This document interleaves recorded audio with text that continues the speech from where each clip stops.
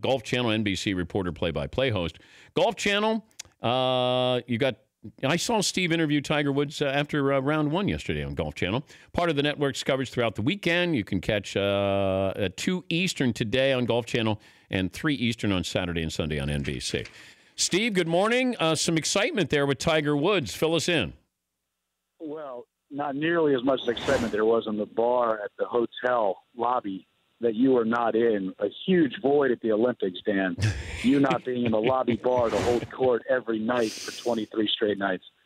Who was first team all-lobby bar at the Olympics in South Korea? Not even close. The Today Show people, sneaky party group there, the Today Show people. They were on at 9 p.m. because of the time change, 14 hours ahead, so not 7 a.m., and they were in the bar every night. Nice. The figure skating crew was in the bar a lot. And by far and away, my favorite rock star on and off the field was Andrea Joyce. Tremendous lobbying up at the bar by Andrea Joyce. Andrea Joyce, first team, all lobby bar. Johnny Weir can give you a run for your money. And, Absolutely. Hey. Johnny Weir, white wine for Johnny Weir only. Thank you. And Hoda is sneaky long there. Hoda not just having a couple glasses with Kathy Lee at 10 a.m. She can go 10 p.m. as well. All right. Fill us in on Tiger Woods. How excited should we be? Well, the ratings yesterday, Dan, were up 200%. And that's not an exaggeration. That's a joke. I mean, you and I have been doing this forever, and that's a joke. Crowds that have been coming to this tournament forever. And this tournament, I mean, I've been coming to literally for however, like 10, 12, 15 years. This tournament is always good. It's always well attended. But yesterday was a zoo, man. It was crazy how many people were out here. And it's all because of one guy. I've never seen anybody in sports move the needle in his or her sport like Tiger. He's leading right now. He's at 4 under par, tied for the lead. He's playing early today, so he won't be on television later except for highlights. But he's going to put himself in the mix for a Saturday and Sunday run tomorrow afternoon, and it's going to be crazy atmosphere around here. Finish this sentence. If Tiger wins this tournament this weekend,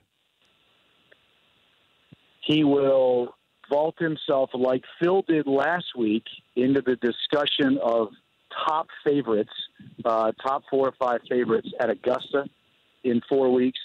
And you could genuinely say that he is back for the first time. I don't think you can say someone's back in the stature that Tiger has put himself in on his resume the last 20 years until he gets the win. I think he would say that too, Dan. It's nice to play well. It's nice to put yourself in contention. It's a whole other thing to cross the finish line. If Tiger gets a win this week or next week at Bay Hill before he goes to Augusta, you have to put him right there in the mix as far as guys who are top favorites to win the Masters.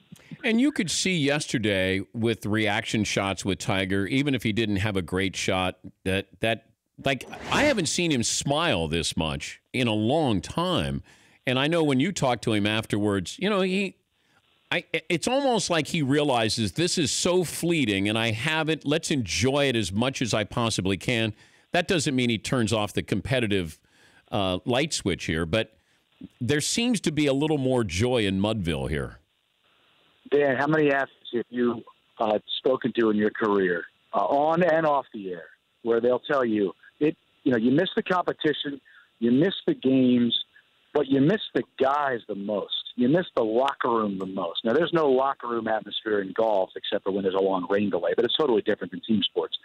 But what Tiger missed the most was competing against the best. And, man, he's enjoying the ride. Now, you can make a strong case, Dan, that he was the best player of his era and one of the greats of all time because he was so focused and so singularly honed in on trying to become the greatest player in the world, and that perhaps him dialing it back and enjoying the ride this time compared to last time might, hinder him in trying to get back to becoming the best player in the world. But it's nice to see, Dan. He's grown up.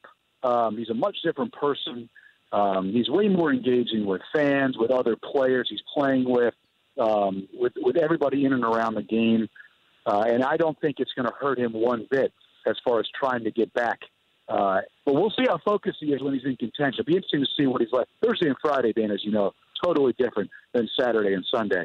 I'm curious to see if he is in the lead or in one of the last couple of groups, how he reacts to tomorrow.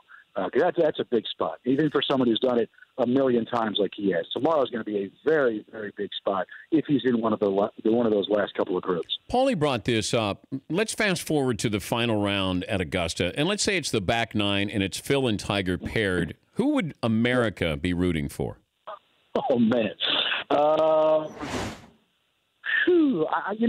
I've always thought in sports, look, Jack was the greatest player of all time. Arnie was the most popular. I've always thought that the best players are not the most popular because America roots for the underdog. But in this case, I think Tiger is the underdog.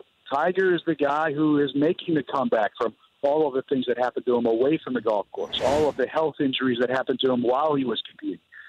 For him to come back, a little bit of a softer Tiger coming back, being more engaged, I think that Tiger would be the reason that everybody is watching, and I think Tiger would be the more popular of the two players in that particular spot in 4 weeks. But, man alive, would that be something if those two played together?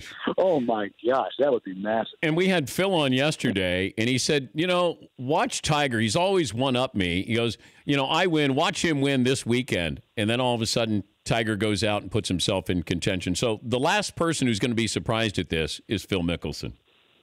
Without question. In fact, Phil last week when he won, those couple of minutes you get before you go live, you almost get a better deal with them for a couple of minutes than you do when you're actually on the air. Phil was talking about, coming back and getting back in the fray and being frazzled and being nervous and his nerves being shot and how great it felt and all that kind of thing. So Tiger, on either Tuesday or Wednesday this week, was asked about Phil. Now, that those two never really got along when they were both at the top of the sport and at the top of their games.